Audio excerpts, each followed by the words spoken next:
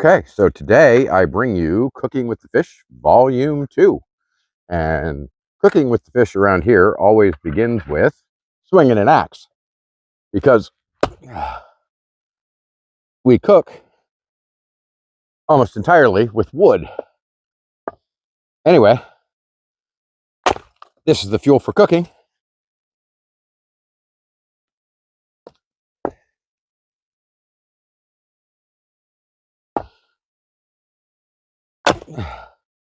And then we'll start a fire.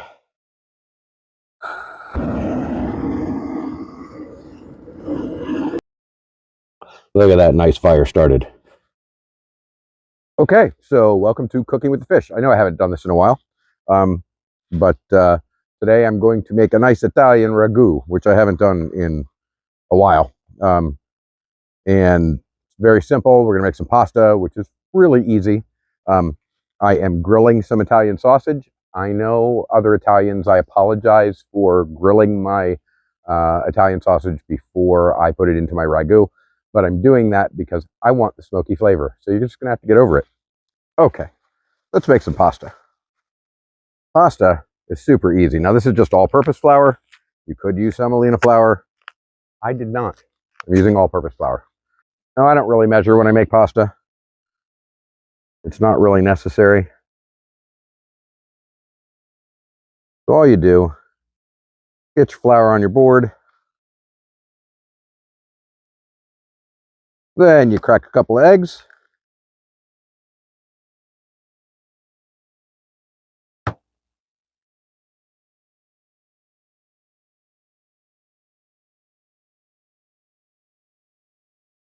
And that should do it. Break them up a little. And then just start to turn your pasta into it. Or turn your flour into it.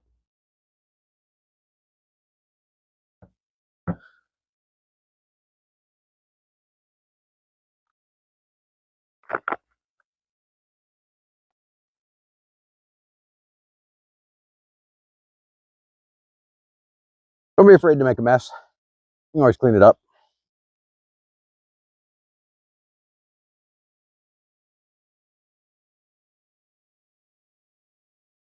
Then, if you had a rolling pin that you could find because someone hasn't moved it, you would roll this out real nice so that you can cut strips out of it. I, however, do not currently locate my rolling pin, so we're going to go with the punch it in the face method.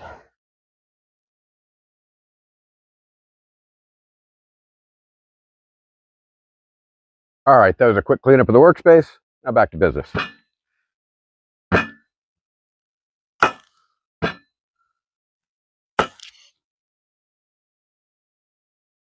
Ooh, that's a good onion.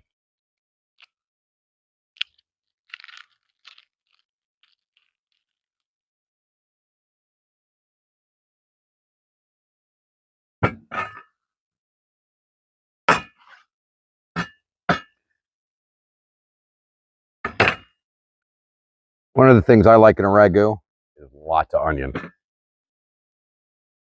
And I don't like it in particularly small chunks.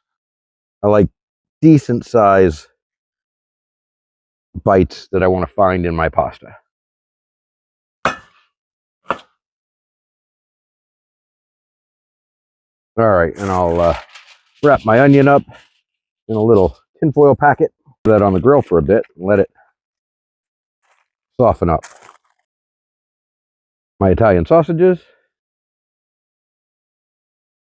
I do not want to leave them in the skin.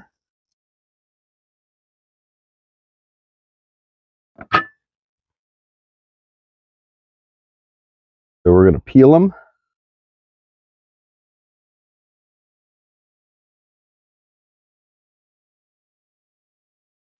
Okay, so now the important bit where we actually get to cook the food. First things first, there's a little bit of olive oil in there, half a stick of butter. Next are onions, which we've pre-softened. Garlic, plenty. Get that cooking. Just really want to soften up those onions, get them to get a little color on them.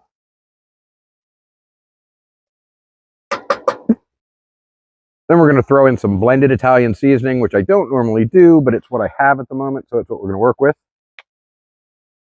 Some onion butter, because I love this stuff. A bit of black pepper.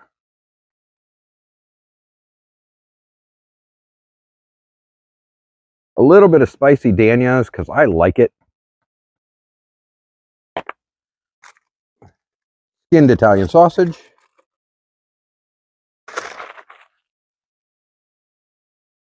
Break that up real good. I had to cut up another hunk of firewood while we waited, so I've gone ahead and done that. And the next step is a bit of tomato sauce. All right, next, some heavy cream.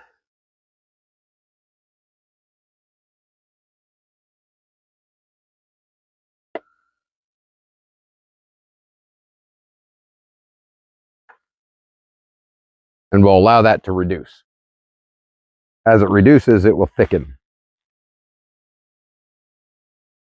Okay, our reduction is coming along nicely, thickening up.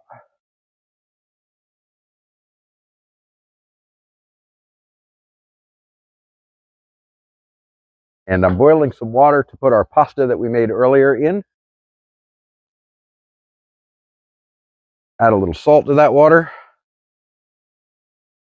Because notice, we didn't put any salt in our pasta.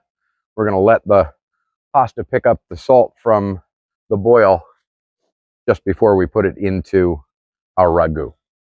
Which is what we were after.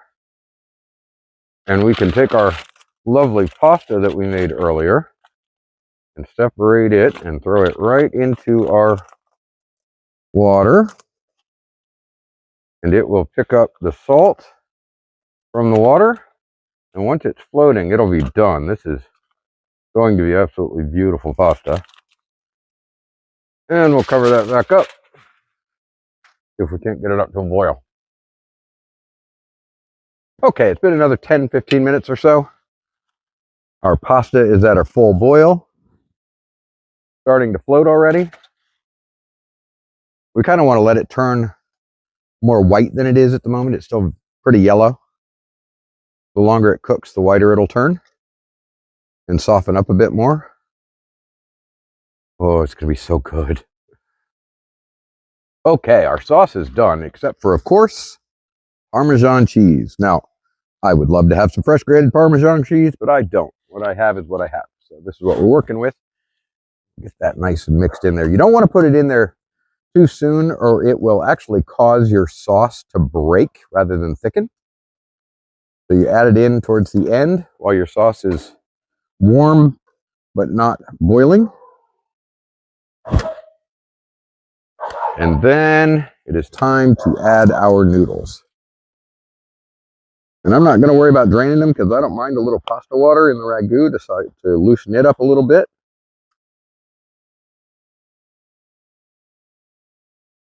Those beautiful homemade noodles, a little chunky. Just like that. Mix that up a little bit. Let them cook in the ragu sauce. That way they soften up a little bit more and help thicken the sauce. And also, last but not least, pick up all the flavors of that wonderful sauce.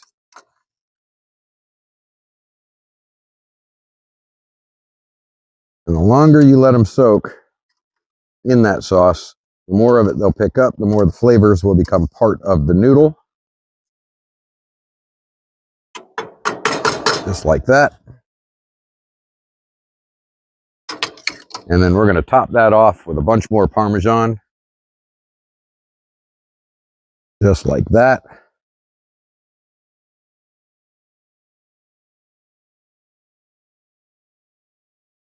And that's it.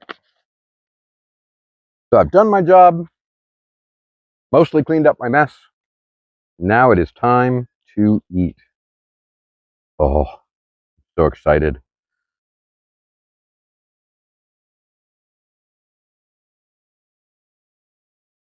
Oh, yep.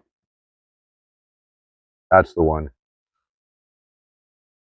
Anyway, thanks for hanging out. I'm going to go eat my dinner now.